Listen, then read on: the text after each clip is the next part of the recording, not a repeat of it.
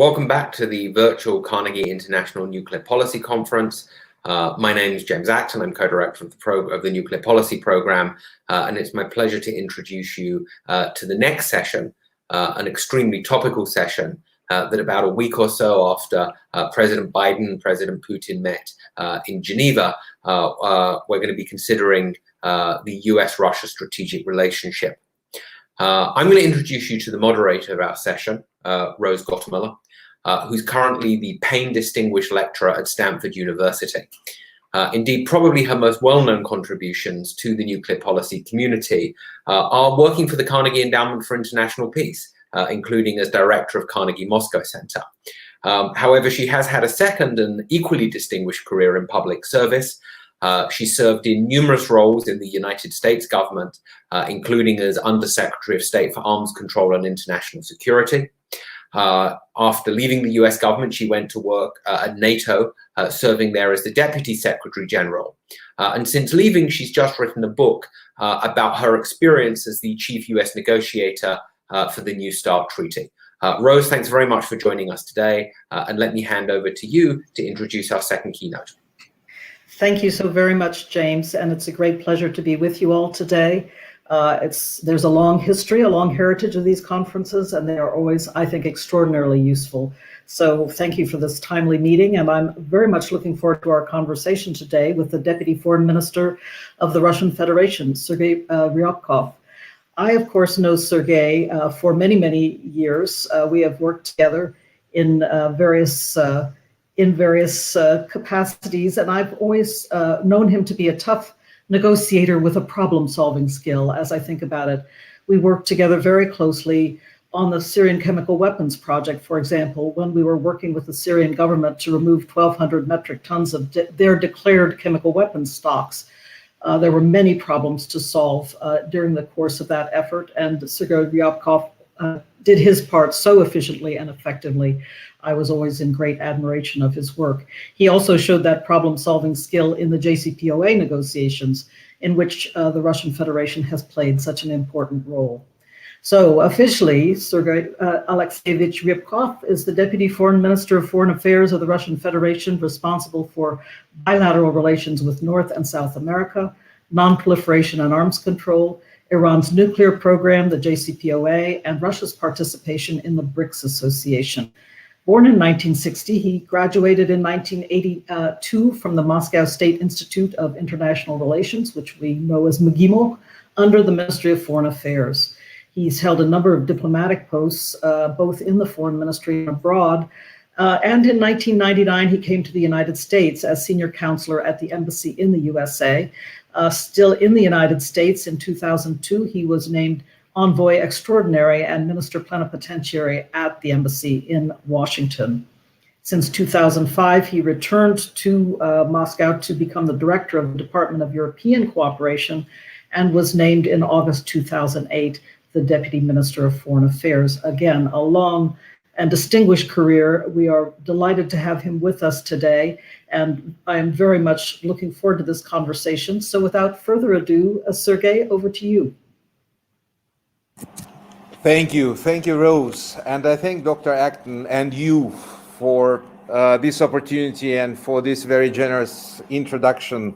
I've never been before with the Carnegie International Nuclear Policy Conference, but I followed a lot of the proceedings in this format, and I'm really honored to be with you this morning or this evening, wherever you are. Let me go through a number of points that are before me, and then I'm hopeful we would be able to engage into a debate, a discussion on where we are and where to go and how to do so. Let me say at the first instance that almost every presentation on international security issues nowadays starts with a rather grim assessment of the strategic environment that continues to deteriorate as we are facing an endless number of acute problems and troubling circumstances, many of them with no relation to security issues of nuclear character, but still having a very heavy and, in my view, unnecessary impact on this situation. We are really witnessing multiple risks undermining global and regional security and strategic stability, while relations among nuclear powers are in a very bad shape, and many important pillars of the arms control architecture have crumbled already. One may argue why so and what were the reasons for it, but this is a factual statement on my part. We lost a lot in recent years, and it's not obvious for us, at least in Moscow, how we could recover substantial and essential elements of the arms control, both in the nuclear and non-nuclear, which is separate, and I'm not going to dwell on this altogether. Our judgment is that the current diplomatic situation in this area is largely due to the aspirations for political dominance through strengths underpinned by an unlimited choices of tools intended for putting pressure on geopolitical opponents and adversaries. Unfortunately, this kind of thinking is very typical for many people in Washington, D.C. nowadays. Such an approach has predetermined a great amount of discords and controversies in the strategic sphere. The list of destroyed bedrock elements that were previously ensuring balance and predictability is quite long. As a matter of fact, that the New START Treaty is practically the last and only bulwark standing amid smoking ruins. And it was just very refreshing and very heartening that the Biden administration was able, within very few days upon its arrival, to come into agreement with us on how to proceed on New START and what needs to be done to extend this treaty for full 5 years as set forth in the treaty itself. Looking for Rose sitting before me on this screen, I just want to congratulate you once again for your extraordinary achievement when you led the US negotiating team back 11, 12 years ago. Your product withstands several tests. I give you all the merit on how you were able to, together with currently our ambassador in Washington, to find a very fine-tuned, a very delicate balance that is still a very stable one that serves our two nations and others in the international community, strengthening this architecture. On a more positive side, again, after many dramatic turns and twists, we have now this administration being able to agree with the Russian side on inadmissibility of a nuclear war. I'm sure everyone in this audience is very aware of the fact that President Putin and President Biden, while seeing each other in Geneva, agreed formally in form of a written statement, joint statement, to reconfirm a well-known formula that dates back 35 years from now, and that supports the idea that a nuclear war can never be won. In my personal view, this is only second decision of this magnitude which the Biden administration was able to take since its inauguration January 20th this year. These steps create a much needed foundation for further bilateral efforts. In particular, in the very near future, our two countries will embark on a new round of integrated, deliberate, and robust bilateral strategic dialogue, to use the wording from the very same bilateral statement that I just quoted. As it was set forth by people who tried to do so in the run-up to the meeting, we have exactly the intention to engage into this dialogue without any intervals, very energetically and in a very focused manner. This is the core of the understandings reached at the bilateral summit in Geneva. I am hopeful that negotiating teams will see each other shortly, and they will have a debate on what and when to deliver. On our part, we are absolutely positive that our two countries, being stewards of the world's largest nuclear arsenals, bear unique responsibility for international security. This means that we have to address jointly a broad spectrum of issues on strategic agenda. For this purpose, we have already proposed to our US colleagues to undertake as a first step a joint review of each other's security concerns. And the next steps in our view would be to try to outline possible ways how to address these concerns on an equal footing and mutually acceptable basis, including through arms control solutions. For that end, as we see it, both countries should agree on a framework that would help and direct our interaction. This will be instrumental for further engagement in actual negotiations on eventual practical agreements and arrangements. The underlying idea of our vision is to jointly develop a new security equation, as we call it. It would comprise, in a holistic manner, key factors that affect strategic stability.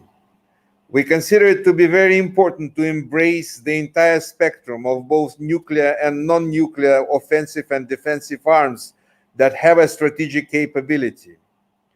Our point of view, shared by many, is that in the modern world, this strategic paradigm goes beyond weaponry covered by the New START, and it also goes beyond nuclear weapons in general.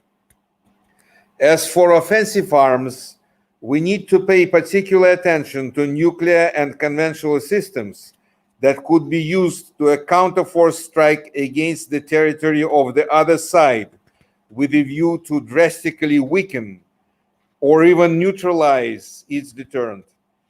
That said, we consider it fully justified to maintain a focus on delivery vehicles and associated platforms.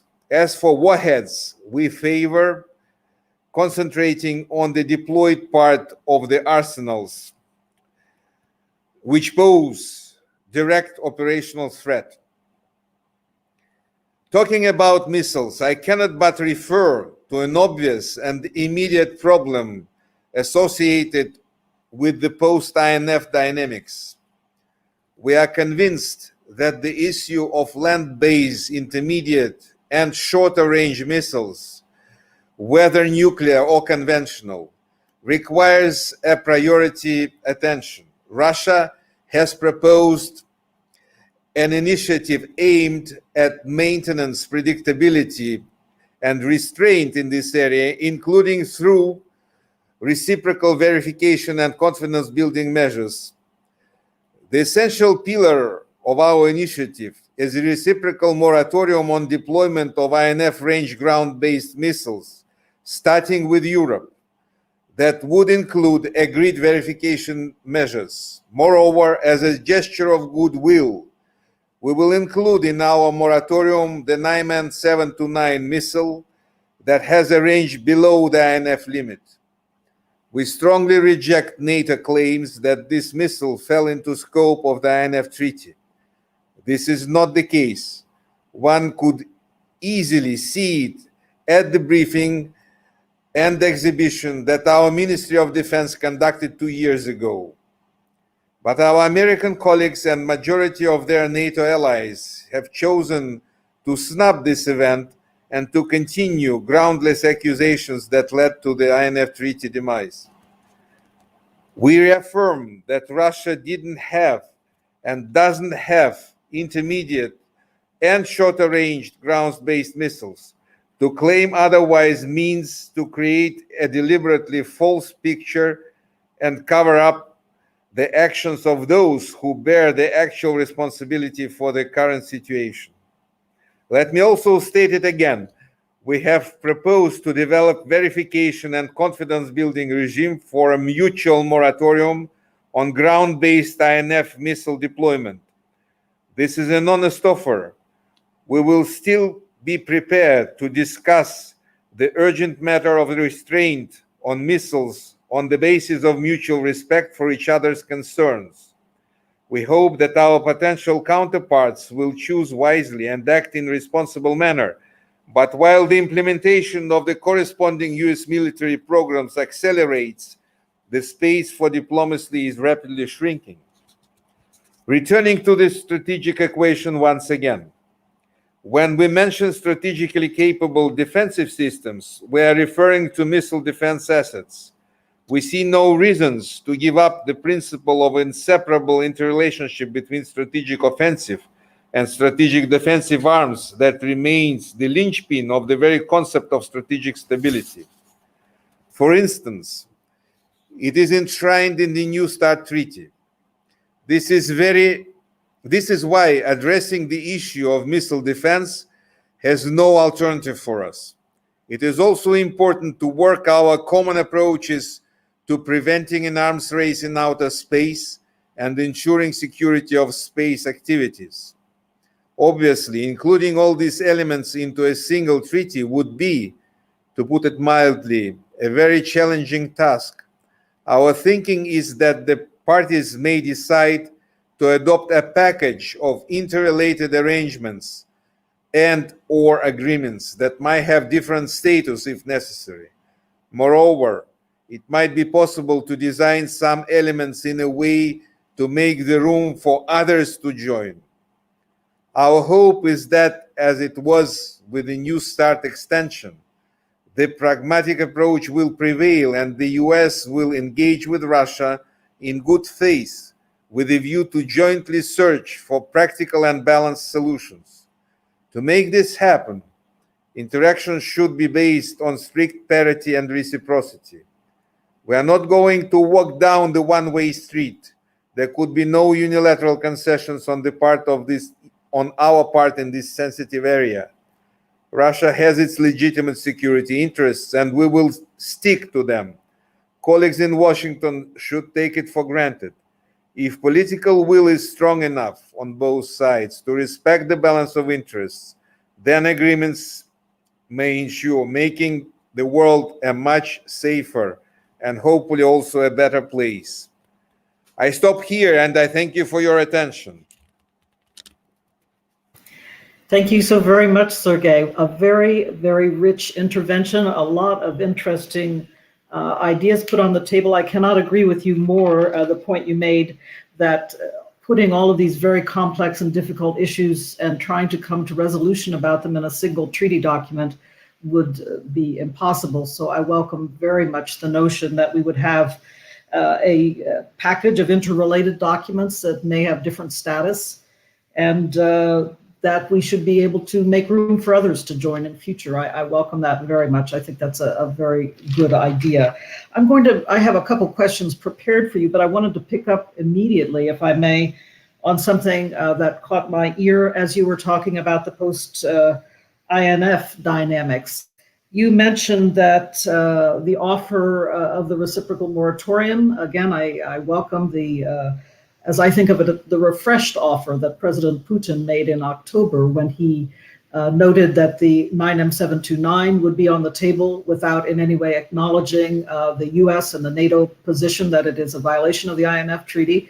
But he did say, as you said today, that it would be included as a gesture of goodwill.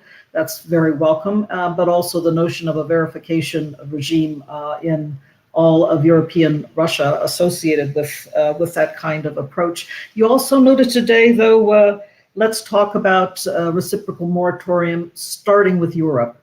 Can you talk about how you think about constraints on INF in other settings, and particularly in Asia, as we all recognize that the Chinese have a good number of intermediate range ground launch, air launch, sea launch systems in both nuclear and conventional capability. So if you would talk a bit about how you would flesh out that notion of starting with Europe, where next when we're talking about the post-INF dynamics and how we address them.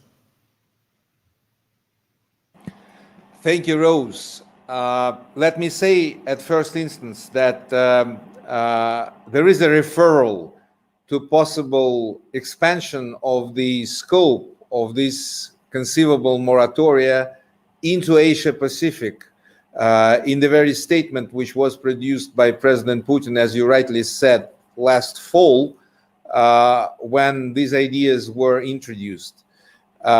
In fact, it would be illustrative in a way to think of this proposal by Russia as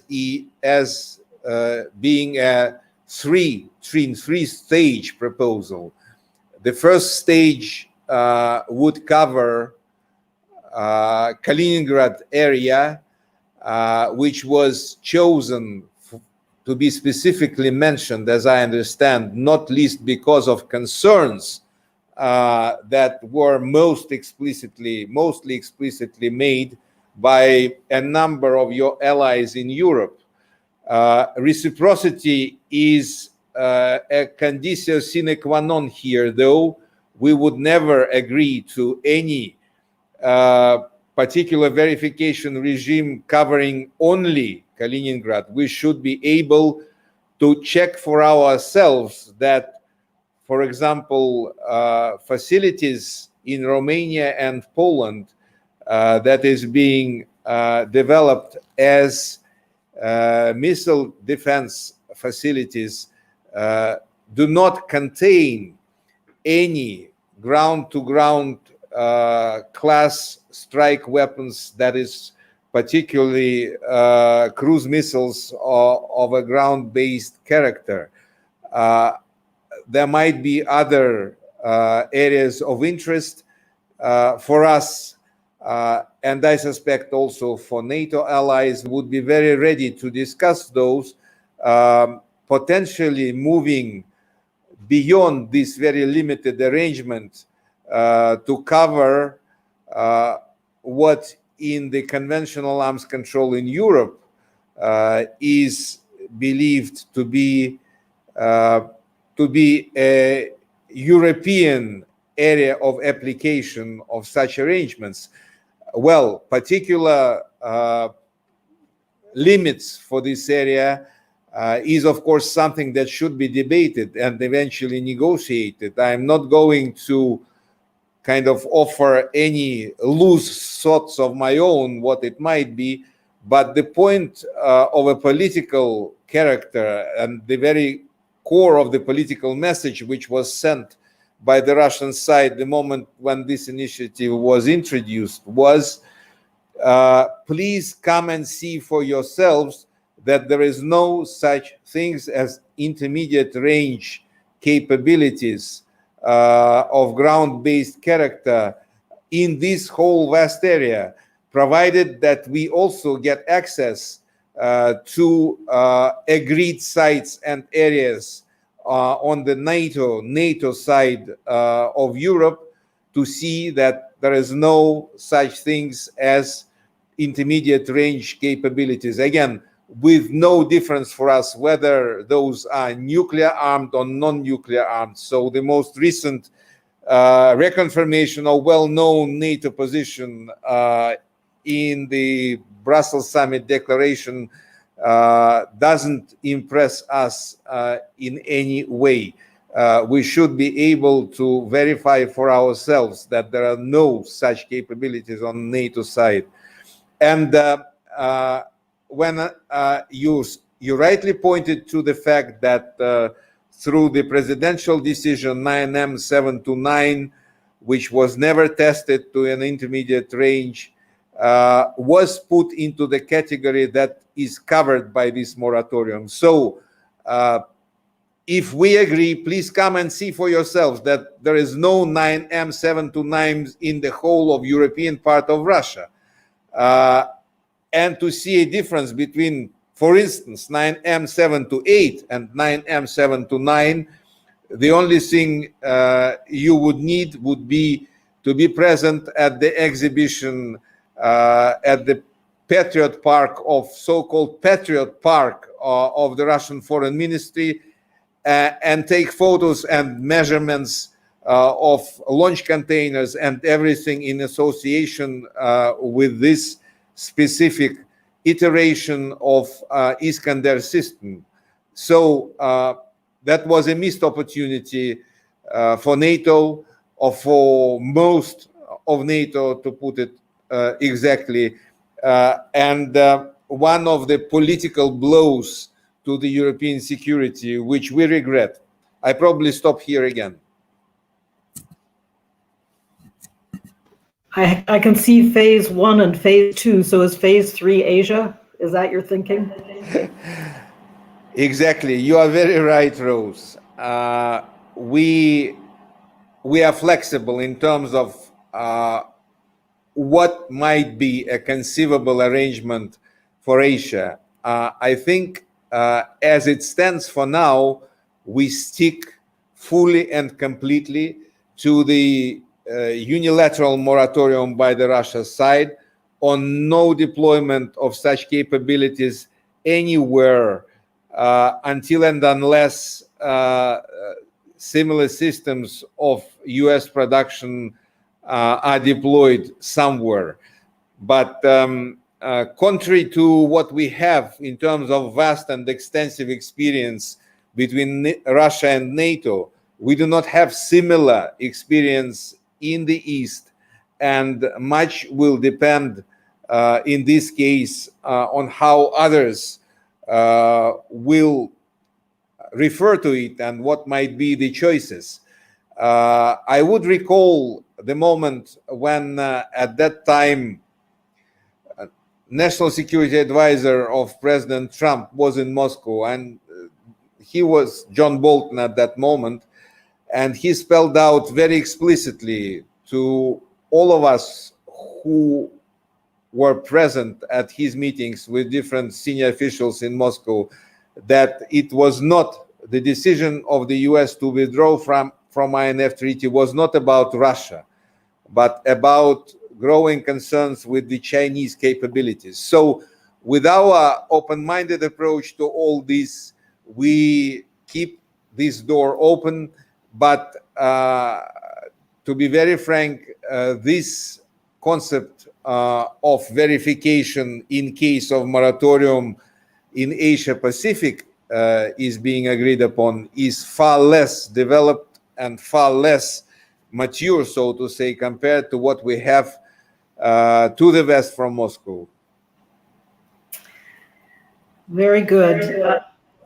And thank you very much for that response. I see we already have questions building up in the chat, so I don't want to hold the floor for too long, but I did have a question that interested me very much, and that is, I know for many years the Russian Federation has been very concerned about the development of US missile defenses. I know that this was a theme you discussed many times when your counterpart was Ellen Tauscher, the then Undersecretary of State for Arms Control and International Security in the US Department of State. She has since left us, God rest her soul, but at that time, the topic of missile defenses truly dominated our strategic stability discussions. In the United States more recently, we have been watching as the Russian Federation has developed ever more capable missile defenses, beginning with shorter range systems such as the S-400, a very capable system technologically, and now moving to capabilities that have intercontinental range potential. The S-500 is an example of that, a very good example, very capable system. It seems to me to be a good time to have a bilateral conversation about our mutual missile defense goals. What would be your comment on that, Sergey? Thank you. Two things probably on this. Number one, we were never able to agree to the US propositions over years since George W. Bush time and beyond, that it was not about Russia, and it was very limited and only covered some potential threats from well-known eventual adversaries of the US in the Middle East and elsewhere, in the Middle and Far East, and it has no relation whatsoever to the Russian strategic deterrent. We were guided by the idea that sooner or later the US would develop a multi-layered global missile defense system that would have full range of capabilities, several overlapping, I would say, technological and military technical solutions that might create a very different environment for us to operate in. And this is something that gradually begins to happen already, intact with the very changing perception of Russia in the US in general, and also among those who develop doctrines and concepts for the US defense and US military in general, with full respect of all the expertise that is being invested into American thinking and American development of such systems. I would say there is no such thing as a watertight guarantee for national security with or without possession of these missile defense capabilities, even of a most sophisticated character. So my first element of responding to your question would be that we would prefer that we somehow find a solution of this potential problem through possible limitations.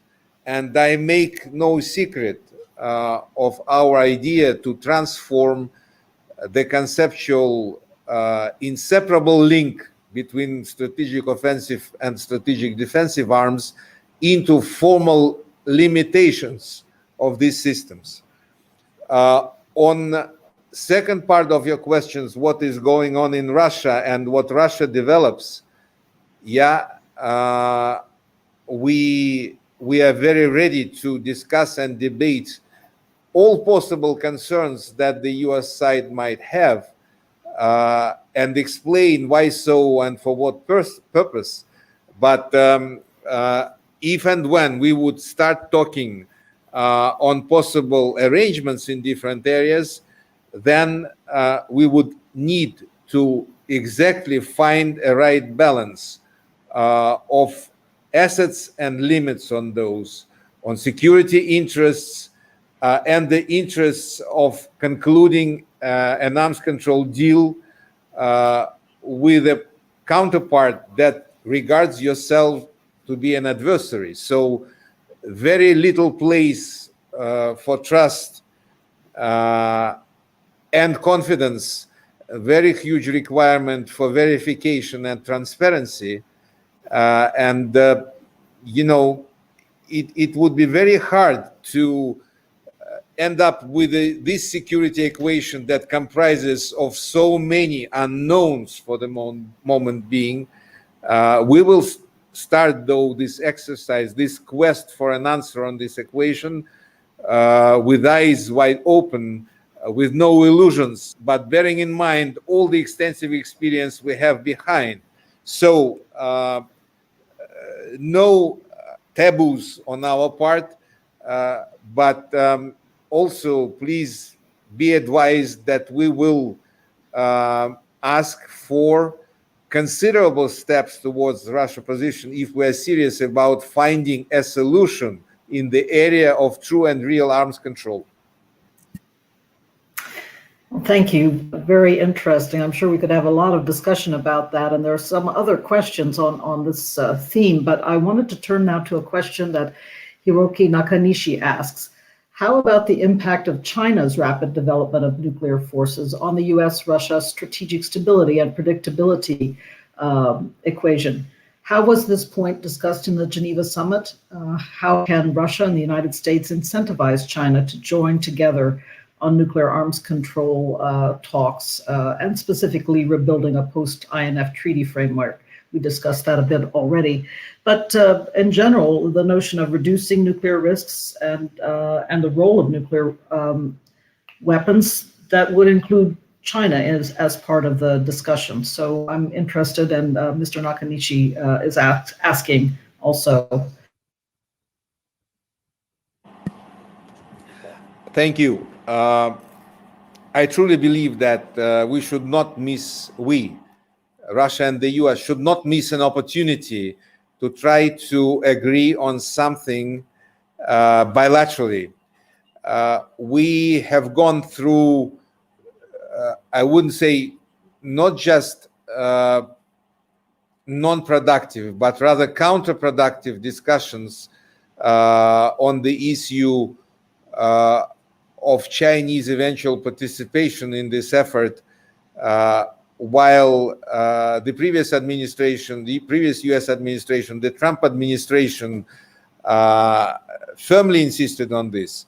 It didn't work. Our basic position, which we would follow, is that we should be able to do more in this area bilaterally with the US, not least because others at P5, and I make no secret when I say our major interest is on UK and France as close US allies, and their capabilities, their national capabilities, should be factored into these future security equations. But in absence of the explicit voluntary consent, voluntary agreement of those countries to join, we would never be able to, move forward multilaterally, which is a preferable way for us to go.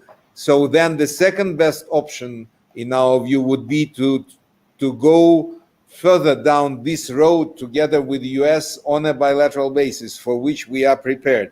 And then, if and when situation change to the better, others may reconsider. We would welcome this, but we would never be able to join US in its effort to pressurize. It goes without saying that we could never be part of such an effort, others, nor to persuade the others just because people think now it's time to turn from a bilateral into trilateral or whatever format. A pentalateral format which was debated earlier, and even broader than that format, with your personal involvement, Rose, again. I remember your time when such informal meetings took place in Geneva was a quite interesting one, for sure. Thought-provoking and producing now and then some palpable results, but those results were not equal to any formal arrangements in the area of arms control in a classic sense of the word. So let's be realistic. Let's stay firmer on the ground, and we have abundant agenda before us, and time is running so fast. We have already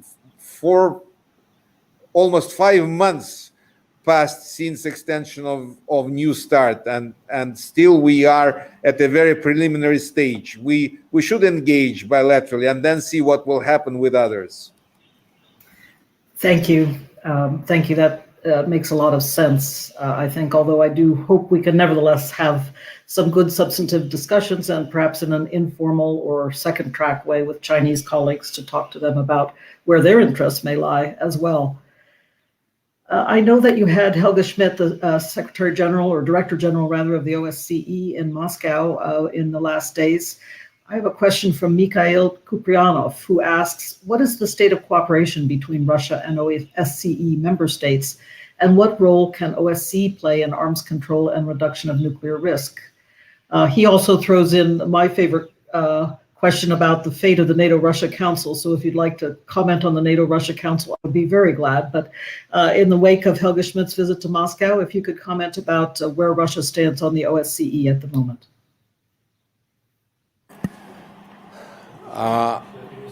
We welcome the fact that the Secretary General of OSCE, Ms. Helge Schmidt, visited Moscow. She had extensive talks yesterday with Minister Lavrov.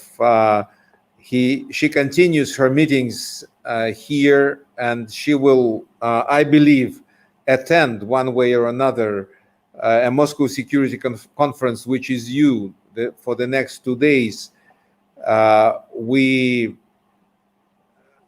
do think that OSCE continues to play a visible role, including in the area of European security.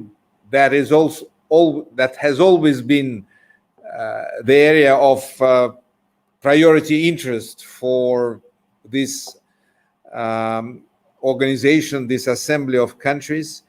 Unfortunately, in recent years, we saw a very steep and fast deterioration of the situation in the area of military security in Europe, not least due to several steps undertaken by the NATO alliance that built up both infrastructure and training activities along the border with the Russian Federation, and also in other areas adjacent to Russia.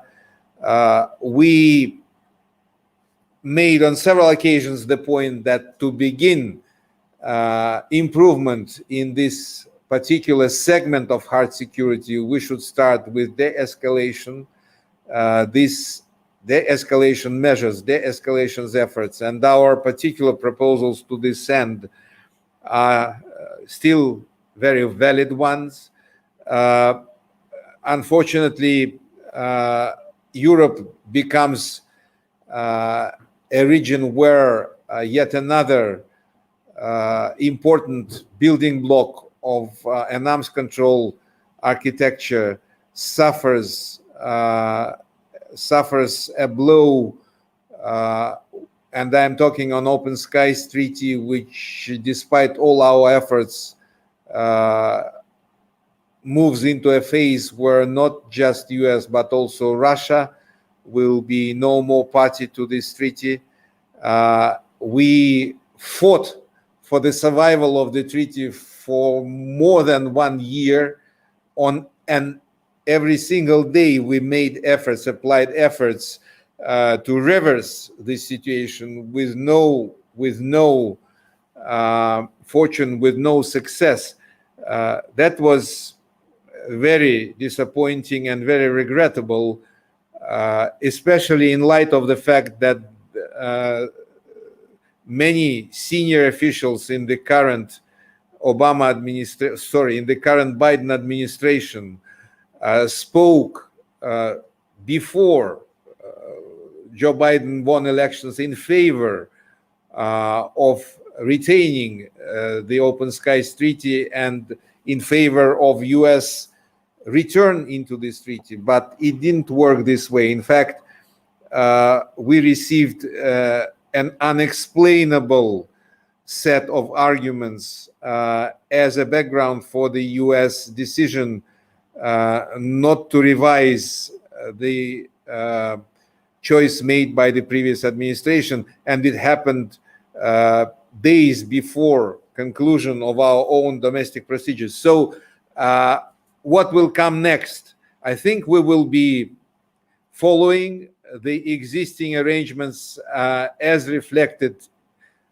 in the so-called Vienna 2011 document. We see no reason why should we improve, quote unquote, this document, since there is no wish, no desire on the part of NATO to move an inch forward towards our security interests. So situation is quite troubling, and OSCE should focus on those issues as a matter of priority and as a matter of major concern. Well, bearing in mind, of course, other well-known baskets of its responsibility, including economic and environmental issues and humanitarian issues, and also cross-dimensional issues like countering terrorism and things like this. We believe that the OSCE will still play a role, and it depends on participating states how they would prioritize their own function and their own participation in OSCE before we know what might be the fate of this organization. Thank you very much, Sergey, for that comprehensive answer. I do think it is a good thing that Helga Schmidt is in Moscow these days, and I'm glad she's been having some good conversations with your foreign minister and with others. Let's move to the Non-Proliferation Treaty Review Conference coming up. Alan Blancas asks, on the road toward the NPT Review Conference, which actions will be presented by the Russian Federation as part of its obligations under Article 6? And William Potter asks, Russia joined the consensus final document at the 2010 NPT Review Conference. Does it still regard the document's 22 action items on disarmament as politically binding? So 2 questions on the NPT Review Conference coming up. Thanks. The chairman of the conference designee, that is Argentinian ambassador Mr. Zlaubinin, is currently busily conducting consultations with regional groups on both the exact timing for this important event and also on some practical arrangements associated with it. Most probably the conference will take place second half January 2022. Many countries around argue for no more extension, and I think it will stay this way given the visible improvement of the pandemic situation around.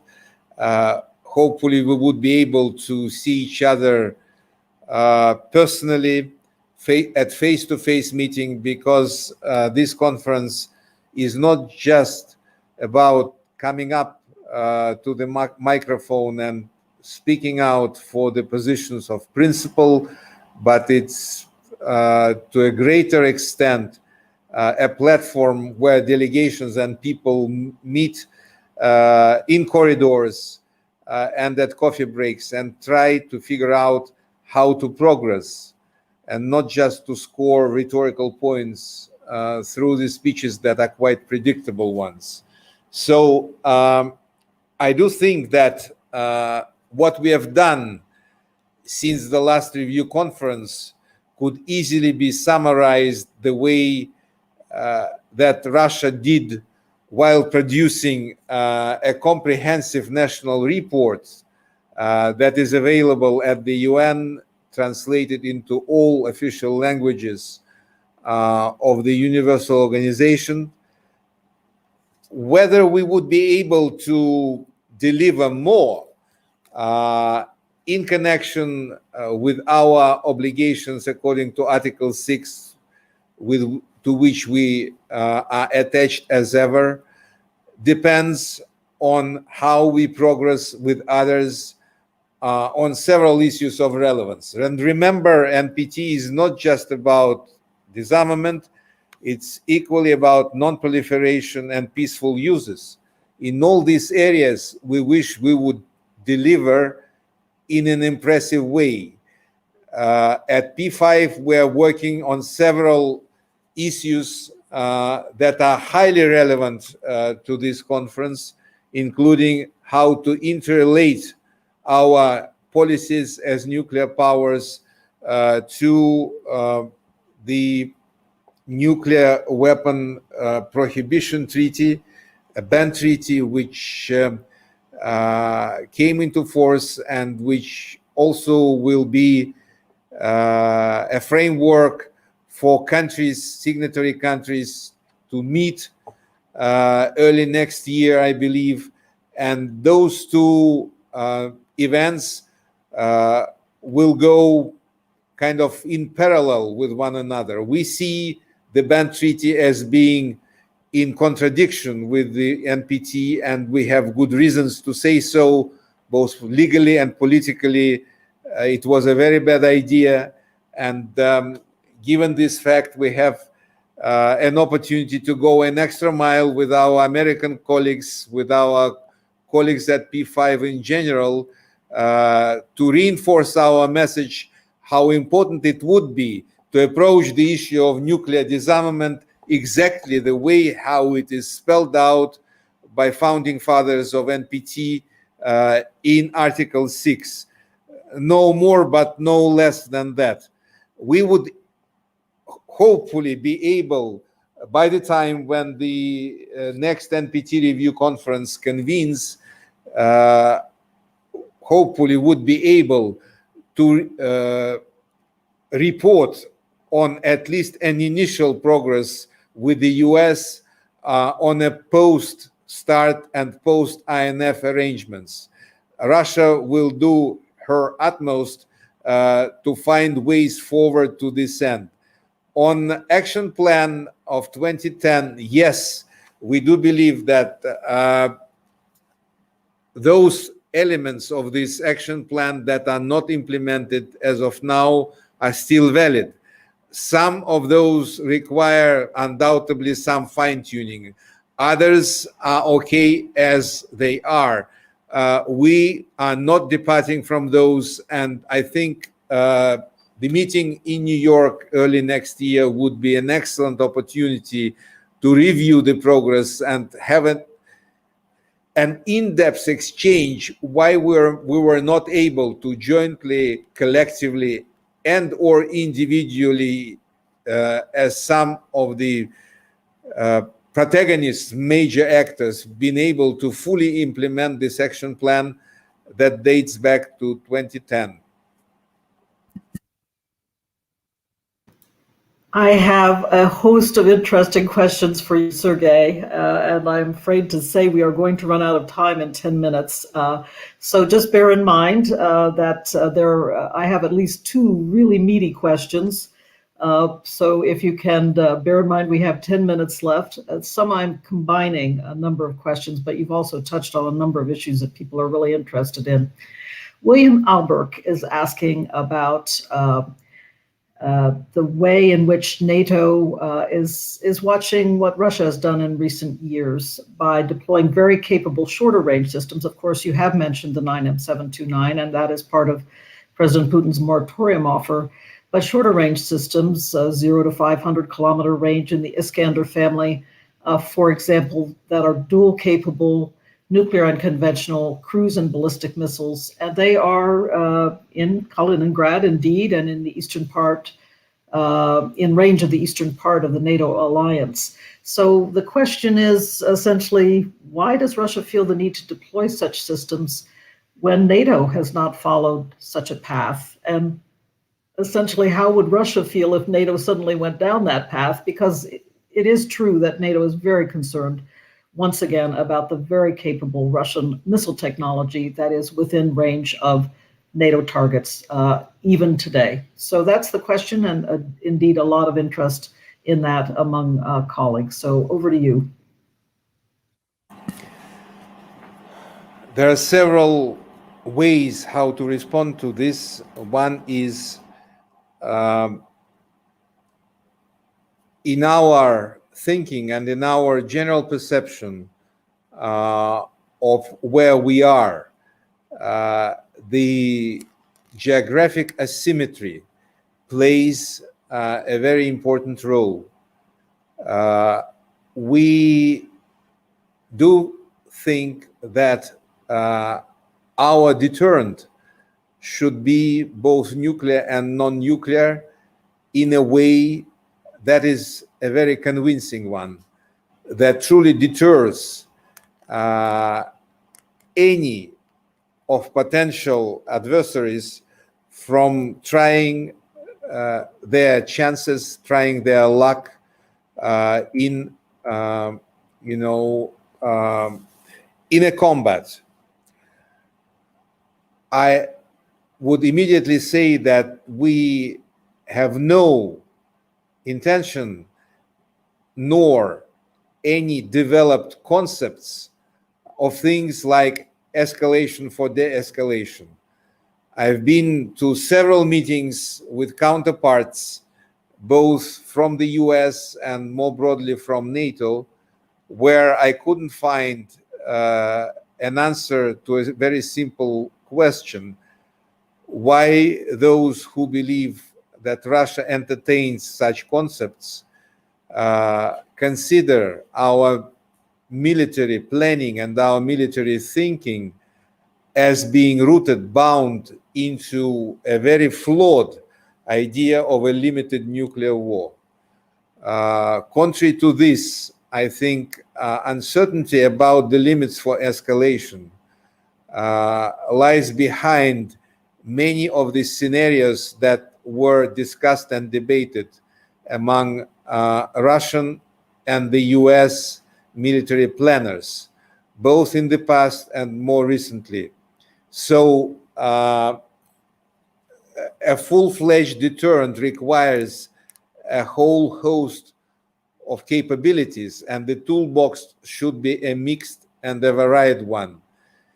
On the particular aspect, how NATO may feel about this kind of approach on our part, I would say we all remember how US felt about Russian missiles at some point being dispatched to Cuba. But we live in similar circumstance for decades. For decades. How would you believe that we would just disregard what is going on around and would not care about our own national security? It would be much better if those who stay close to the border between NATO countries and Russia would advocate for de-escalation measures, for the removal of the most destabilizing assets further away from this area, and to try to establish arrangements that would require a very different degree of responsibility, rather than what we see in recent months of US strategic bombers flying over all sorts of areas, dozens of kilometers from places like St. Petersburg, Kaliningrad, and many more. We are not making a big fuss about it, but it's a reminder for us that our defense should become as strongest one as ever in our recent history, because this is the only insurance policy that we may have.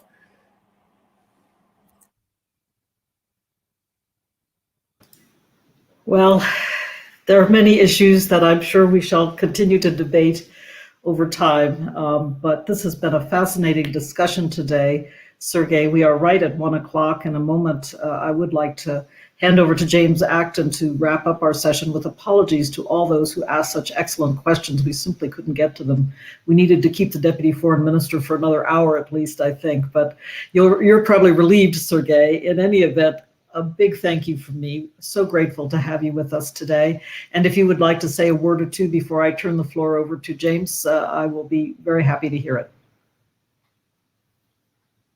Thank you, Rose. I think what we have discussed today is just an excellent illustration, a reminder rather, of how multifaceted this concerns are and reasons for those, in my view, some of those are better grounded in actual developments of technologies and military thinking. Others are illusions and political, I would say, considerations, thoughts that are quite loose. And the more we talk on those issues as openly, as candidly as possible, the higher would be chances that we finally find cores of the problem rather than elements of rhetoric that are quite unnecessary in this very serious set of issues. I wrote down not just questions, but several points that were made by the audience, and thank you for providing me with these questions. They will be integrated into our thinking. I will definitely have further opportunities to exchange on those with you and with colleagues around. I thank you for this excellent opportunity. It was very useful and thought-provoking. Thank you. Again, it's a great pleasure to be on line with you today. I agree with you. It's much better to be in a physical venue where you can have a coffee break afterwards, but a big thank you from me personally. And now over to James Acton for a final word on behalf of the Carnegie Endowment. Well, thank you so much. And let me extend Carnegie's thanks both to the Deputy Foreign Minister and also to Rose Gottemoeller, both for taking times out of their schedule. Rose has worked with us at Carnegie for many years, and we look forward to continuing that relationship. And also hopefully again for hosting Deputy Foreign Minister Ryabkov as we continue this critically important conversation. And for what was an exceptionally insightful and dense and deep session. So thank you both for that. You now have an opportunity to grab some food, at least if you're on the East Coast time. It's a good time to do that. We will reconvene at 2 o'clock Eastern time. That's in about 57 minutes for the final session of the day, which will focus on equity and anti-racism in nuclear policy making. Thanks for your attention.